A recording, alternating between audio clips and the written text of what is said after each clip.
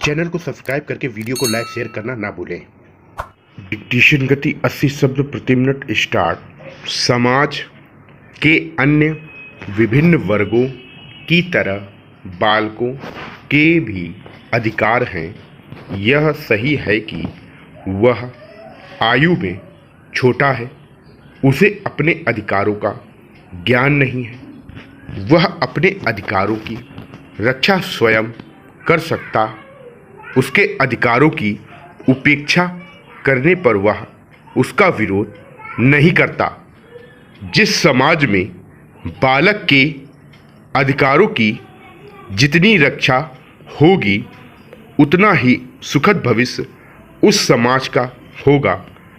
बालक के शारीरिक विकास के लिए पौष्टिक आहार की ज़रूरत होती है।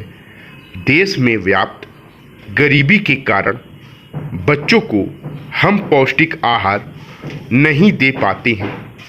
शिक्षा प्रत्येक बालक का महत्वपूर्ण अधिकार है। यद्यपि सरकार ने सभी को शिक्षा उपलब्ध कराने के प्रयास किए हैं, फिर भी असंख्य बच्चे अपनी पारिवारिक परिस्थितियों के कारण शिक्षा प्राप्त नहीं कर पा रहे हैं। संसद का मुख्य कार्य कानून बनाना है। संघ सूची एवं समवर्ती सूची के समस्त विषयों पर संसद कानून बना सकती है। विशेष परिस्थिति में वह राज्य सूची के किसी विषय पर भी कानून बनाने का अधिकार रखती है। साधारण कानून निर्माण के क्षेत्र में लोकसभा और राज्यसभा दोनों को समान अधिकार प्राप्त हैं। यदि दोनों में कोई मतभेद हो तो राष्ट्रपति दोनों सदनों का संयुक्त अधिवेशन बुलाता है। इस अधिवेशन में बहुमत का निर्णय मान्य होता है। संसद को हमारे संविधान में संशोधन करने का अधिकार है। संविधान संशोधन की प्रक्रिया में लोकसभा और राज्यसभा के अधिकार समान हैं। संविधान संशोधन का विधेयक दोनों में किसी भी सदन में प्रस्तुत किया जा सकता है। दोनों सदनों में 2/3 बहुमत से संशोधन प्रस्ताव पारित होने पर संविधान की कुछ धाराओं में संशोधन संभव होता है। अन्य कुछ धाराओं में आधे से अधिक राज्यों की विधानसभाओं की स्वीकृति भी आवश्यक है। कुछ धाराओं में संसद साधारण बहुमत से भी संशोधन कर सकती है।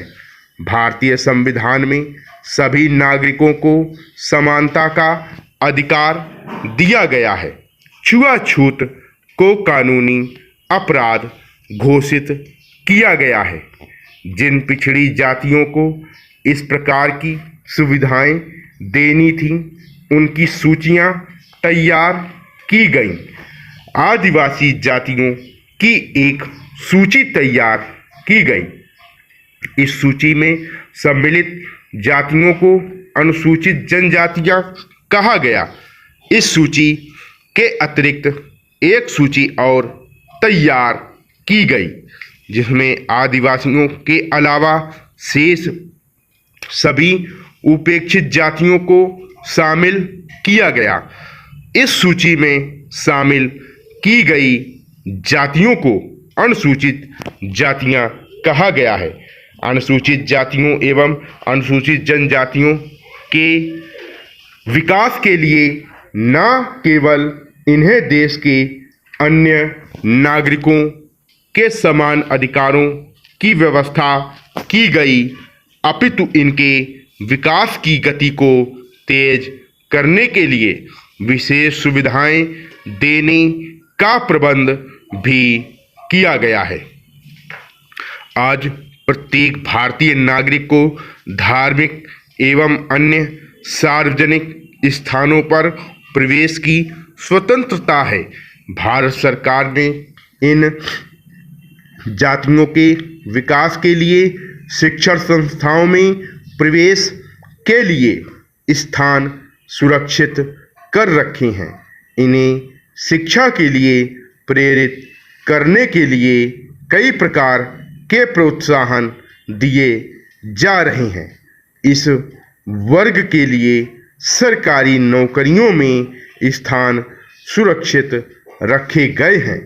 पदोन्नति, ऋण दिए जा रहे हैं।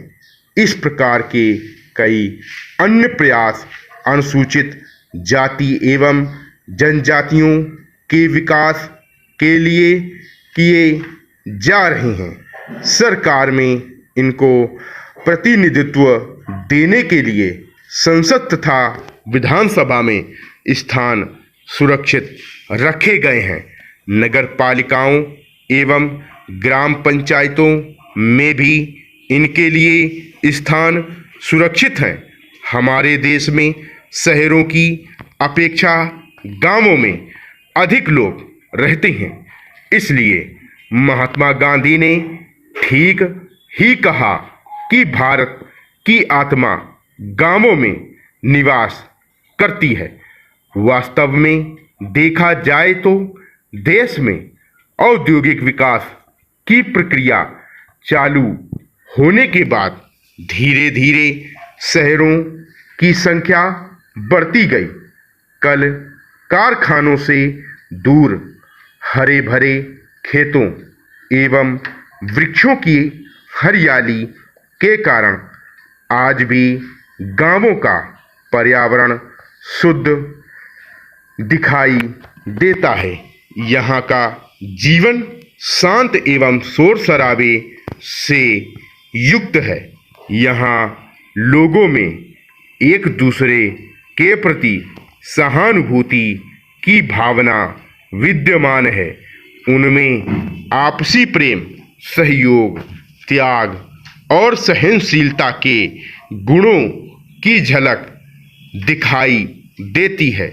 यहाँ पर विभिन्न धर्मों और जातियों के लोग आपसी प्रेम एवं सद्भावना से रहते हैं। जहाँ ग्रामीण जीवन में अनेक अच्छाइयाँ हैं, वहाँ इसमें अनेक कमियाँ भी दिखाई देती हैं।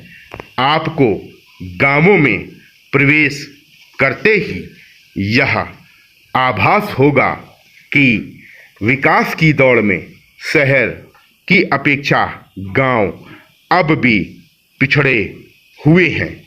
आधुनिक भारत के विकास का उतना गहरा असर गांवों में नजर नहीं आता जितना हमारे शहरों में दिखाई देता है। गांवों में हम अभी भी शिक्षा के प्रति उतनी जागृति एवं अभिरुचि विकसित नहीं कर पाए हैं जितनी कि शहरों में। शिक्षा के अभाव में गांवों में आज भी कई अंधविश्वास एवं रूढ़ियाँ प्रचलित हैं।